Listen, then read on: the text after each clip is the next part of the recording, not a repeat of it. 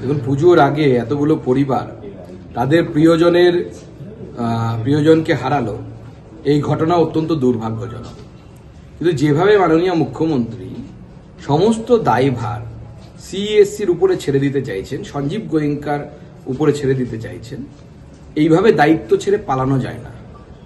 আজ ভারতবর্ষের সমস্ত মেট্রোপলিটন সিটিতে তার এইভাবে ঝুলে থাকে, যেভাবে কলকাতাতে আমরা দেখি সেইভাবে কোথাও তার ঝুলে থাকে না। আর বন্যা হলে বা প্রাকৃতিক দুর্যোগ হলে জল জমবে, এটা অত্যন্ত স্বাভাবিক, সব শহরেই জমে।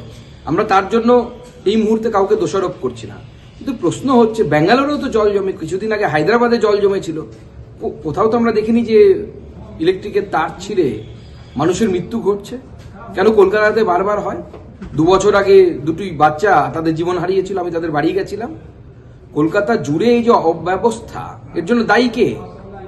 এই সঞ্জীব গোয়েঙ্কাদের সাথে সম্পর্কটা কারা রাখে? কারা সঞ্জীব গোয়েঙ্কাদের কাছ থেকে ভোটের সময় টাকা নেয়? এই প্রশ্নগুলো এখন উঠলে পড়ে, তখন কিন্তু মাননীয় মুখ্যমন্ত্রী জবাব দিতে পারবেন না, পালাবেন। সেই জন্য দায়ভারটা নিতে শিখুন। সবসময় লোকের ঘাড়ে দায় চাপিয়ে দেবেন, কখনো রামের ঘাড়ে, কখনো শ্যামের ঘাড়ে, কখনো যদুর ঘাড়ে, এটা চলবে না।